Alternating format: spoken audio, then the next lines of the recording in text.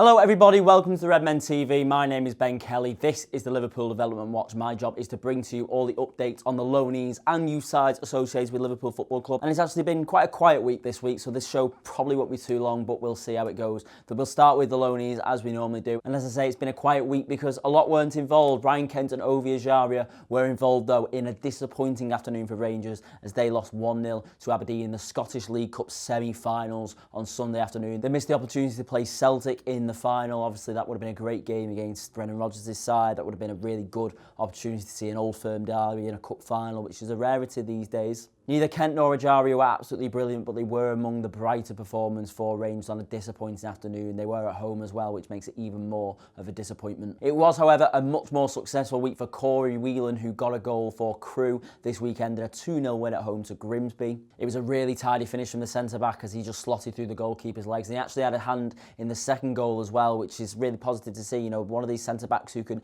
add to the attack as well. That's exactly the kind of modern centre-back that somebody like Jurgen Klopp will be looking at some point in the future, I'm sure. He's playing really well there. He's getting a lot of game time. He's now part of the heart of Crewe's defence, and he's getting, like I say, he's getting a lot of time in the pitch, and the fans seem to like him. And if he's chipping in with goals as well, that's only going to help his case in the eyes of people who are keeping an eye on him back at Liverpool. So good for him. It was another great week for Harry Wilson as he scored another blinder for Derby in a 3-0 win away at West Bromwich Albion in the midweek championship games. He then followed that up with a really good performance in the 1-1 draw at Middlesbrough on Saturday. Middlesbrough and Derby both in the playoff race, and it was a game in which a late own goal cost Derby all 3 points. It was a really unfortunate moment for young centre-back Jayden Bogle, whose own goal cost Derby the win on Saturday. Down to League Two, and Herbie Kane continued his dominant midfield performances for Doncaster as they lost 2-1 to Coventry. He's a key part of their midfield, though. The fans really like him. He made his 17th start for the season in that game. He's playing really well. He's going along really well. Let's hope that he can get himself into the Liverpool team a little bit more next season, if indeed he's not loaned out again. Around Europe, playing time was just as difficult to come by. Alan Rodriguez had to settle for another cameo for Frankfurt in a 1-1 draw with Nuremberg. He did have a good impact on the game, though, as they were 1-0 down when he was subbed on.